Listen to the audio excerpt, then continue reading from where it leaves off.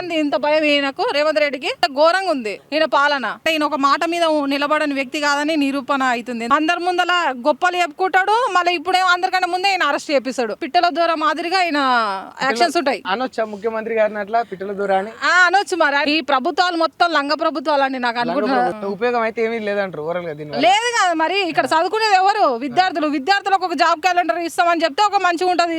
ఈయన అందరికీ నమస్తే, నా పేరు అనిత ముదిరాజ్.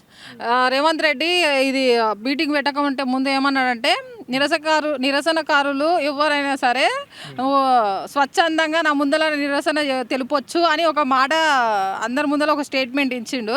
కానీ ఈయన ఏం చేసిండు చూడండి అసలు. అంటే ఈయన ఒక మాట మీద నిలబడని వ్యక్తి కాదని నిరూపణ అవుతుంది. ఎందుకంటే చాలా మంది ఉస్మానియా యూనివర్సిటీ విద్యార్థి నాయకులను మొత్తం అరెస్ట్ చేయించిండండి.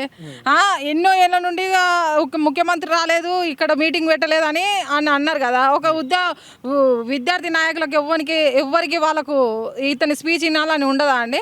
అందరిని అరెస్ట్ చేపిస్తాడా? అంటే నిరసన తెలుపుకోవచ్చు అని అందరి ముందల గొప్పలు చెప్పుకుంటాడు, మళ్ళీ ఇప్పుడేమో అందరికంటే ముందే ఆయన అరెస్ట్ చేపిస్తాడు. అసలు ముఖ్యమంత్రి రేవంత్ రెడ్డి గారి అరెస్ట్ చేపించిందనంటారా? మరి ఆయన కాకపోతే ఇంకెవరండి? ఈ పోలీసులు ఎవరి ఆధ్వర్యంలో పనిచేస్తారు? అడ్మినిస్ట్రేషన్ ఎవరి ఆధ్వర్యంలో పనిచేస్తుంది? ఇప్పుడు ప్రభుత్వం ఎవరిదంటే వాళ్ళది అడ్మినిస్ట్రేషన్.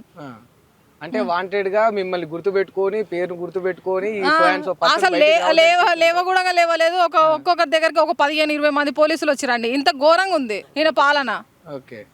ఈయన అంటే ఏమంటారు, ముఖ్యమంత్రి ఎవరు రాలేదు, ఇక్కడ మీటింగ్లు పెట్టలే అంటారు. మరి నువ్వు వచ్చే లాభం ఉంది చెప్పు. ఇక్కడ 1000 కోట్లు ఉస్మానియా కేటాయిస్తున్నా అంటున్నావు. ఇక్కడ ఉస్మానియా తల్లి ఒడిలో చదువుకుంటున్నటువంటి విద్యార్థులకు ఏం చేసినావు? చెప్పు నువ్వు విద్యార్థులు ఒక్క మంచి మాటనైనా చెప్పిపోయినావా? త్వరలో జాబ్ క్యాలెండర్ రాబోతుంది, పలానా డేట్ రోజు జాబ్ క్యాలెండర్ వస్తుందని ఒక మాట చెప్పిపోయినావా? చెప్పలేదు. ఏం లాభం చెప్పు. ఇప్పుడు ఎవరి కోసం వచ్చాడు గారు రావడం వల్ల లాభం ఏం లేదంటారా? ఏం లేదు. అది ఒక పర్పస్ కు ఇక్కడ ఉన్నటువంటి బిల్డింగ్లని కన్స్ట్రక్ట్ చేపించడానికి కేటాయిస్తున్నా, లేకపోతే ఏదో ఒక పర్పస్ కు కేటాయిస్తున్నా. అవన్నీ చెప్పకుండా ఉత్త 1000 కోట్లు అన్నాడు. ఈయన 1000 కోట్లు కేటాయిస్తాడంటే కూడా ఒక మాట మాత్రమే నేను అనుకుంటున్నాను. అవి కేటాయించాడు. నమ్మకం అసలు లేదు. ఎందుకంటే ఈయన చెప్పేది ఒకటి చేసేది ఒకటి. ఒక పిట్టల ద్వారా మాదిరిగా ఆయన యాక్షన్స్ ఉంటాయి. పిట్టల ద్వారా అవునండి, పిట్టల ద్వారానే అనొచ్చా ముఖ్యమంత్రి గారిని అట్లా పిట్టల ద్వారా అని? అనొచ్చు. మరి ఆయన ఒక మాట మీద ఉంటే అనము. అన్ని ఏదో అంటే ఏంటంటే ఈయన ఒక ఆకాశాన్ని చూపిస్తాడండి, నేల మీద ఉండి ఆకాశానికి తీసుకోవద్దన్నట్టుగా చేస్తాడు. ఆయన పనులన్నీ అట్లుంటే అబ్బా అంతేనా మనం ఈ రోజు చూస్తున్నాం ఆకాశం అన్నట్టు ఉంటది ఆయనది. అంటే నిజంగా ఇంత వక్రీకరిస్తున్నారు కానీ వాస్తవానికి గతంతో పోలిస్తే ఏనాడు కేసీఆర్ గారు వచ్చింది లేదు, ఇట్లాంటి మీటింగ్ పెట్టింది లేదు, విద్యార్థులకు అసలు ఇట్లా మాట్లాడే స్వేచ్ఛ కూడా లేకుండే కదా. మరి ఇప్పుడు అదంతా క్రియేట్ చేసింది రేవంత్ రెడ్డి గారే కదా. స్వేచ్ఛ ఈయన ఆధ్వర్యంలో స్వేచ్ఛ ఉందని మీరు అనుకుంటారా? మరి స్వేచ్ఛ ఉంటే మా 10 మందిని మా దగ్గరికి ఎందుకు పోలీసులు పంపిస్తారు? హౌస్ అరెస్ట్ ఎందుకు చేపిస్తారండి?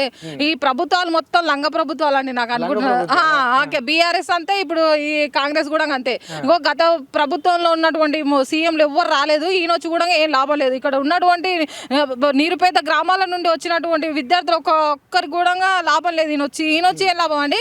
ఈయన పెట్టినా ఒకటే పెట్టకున్నా ఒకటే. ఈ కాంగ్రెస్ కార్యకర్తల కోసం పెట్టిండు ఇక్కడ మీటింగ్. కాంగ్రెస్ కార్యకర్తలు ఎవరు నార్మల్ వాళ్ళు ఎవరైనా ఉన్నారా అండి? ఎందుకంటే ఇంత భయం ఈయనకు రేవంత్ రెడ్డికి?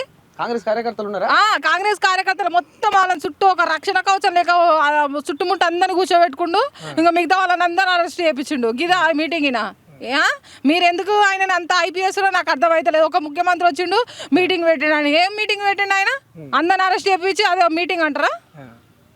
ఉపయోగం అయితే ఏమీ లేదంటారు ఓవరాల్ గా దీని? లేదు కదా. మరి ఇక్కడ చదువుకునేది ఎవరు? విద్యార్థులకు ఒక జాబ్ క్యాలెండర్ ఇస్తామని చెప్తే ఒక మంచిగా ఉంటది. అసలైన ముచ్చట లేదు. అన్ని పిట్టల ద్వారా లేక కాలాన్ని ఇలా దేనికి ముచ్చట పెట్టిపోతే నువ్వు పెడతావు, నేను పెడతా, గంటలు 2 గంటలు పెడతాం ముచ్చట. కానీ ఒక పర్పస్ ఉండాలి పెట్టినావు అంటే. అది లేదు.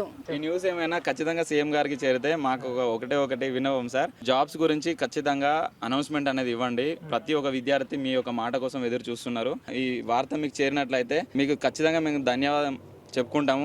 మీ నుండి ఎలాంటి అనౌన్స్మెంట్ వస్తుందేమోనని వెయిట్ చేస్తూ చూస్తుంటాం.